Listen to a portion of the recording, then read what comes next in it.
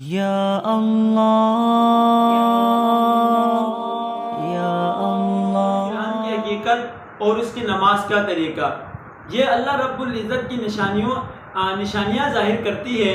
اللہ رب العزت اپنے نشانیوں کو ظاہر کرنے کے لیے سورج گرہن اور چاند گرہن کا جو واقعہ وہ رونما فرما دیتے ہیں۔ در حقیقت اللہ رب العزت مخلوق کو یہ بتلانا چاہتا ہے، جس سورج کو میں نے روشنی دی اور اس چاند کو میں نے چاندنی دی ہے، اس سورج سے روشنی اور چاند سے چاندنی سلب کرنے کا قوت اور قدرت میں میرے پاس ہے۔ در حقیقت یہ اللہ رب العزت کی نشانیوں میں سے ہے۔ آپ صلی اللہ علیہ وسلم کے زمانہ مبارکہ میں آپ صلی اللہ علیہ وسلم کے صاحبزادے حضرت ابراہیم رضی اللہ تعالیٰ عنہ کا ایک انتقال ہوا تھا، تو ان کے انتقال کے بعد بھی سورج گرہن ہوا تھا۔ تو اس وقت کے زمانے کے لوگ یہ کہا کرتے تھے کہ سورج گرہن جو یا چاند گرہن ہے، یہ کسی بڑے آدمی کے انتقال یا اس کی ولادت کے وقت ہوتا ہے۔ تو اس وقت لوگوں نے یہ کہنا شروع کر دیا کہ آپ صلی اللہ علیہ وسلم کے صاحبزادے کا انتقال ہوا ہے، اس لیے سورج گرہن ہوا۔ تو آپ صلی اللہ علیہ وسلم نے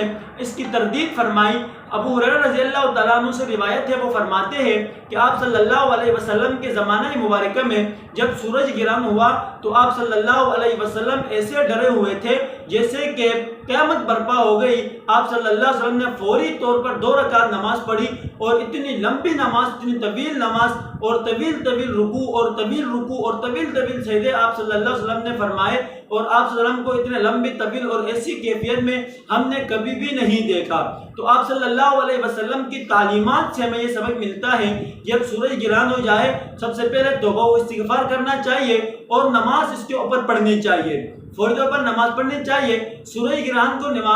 کسوف کہا جاتا ہے، اور نماز کسوف یہ ہے جب باجماعت پڑھنی چاہیے۔ اگر باجماعت نماز پڑھے تو 2 رکعتیں ہیں، اگر باجماعت نہیں کوئی بندہ انفرادی طور پر نماز پڑھتا ہے تو اس کے لیے 2 سے زائد 4 اور 6 رکعتیں بھی پڑھ سکتا ہے۔ اب اگر ہم نے امام کے ساتھ نماز پڑھنی ہے، سورج گرہن کی نماز ہم نے جماعت کے ساتھ پڑھنی ہے، تو اگر جامع مسجد کا امام ہو وہ نماز پڑھائے اور اس میں طویل قرات کرے، یعنی سورۃ بقرہ کی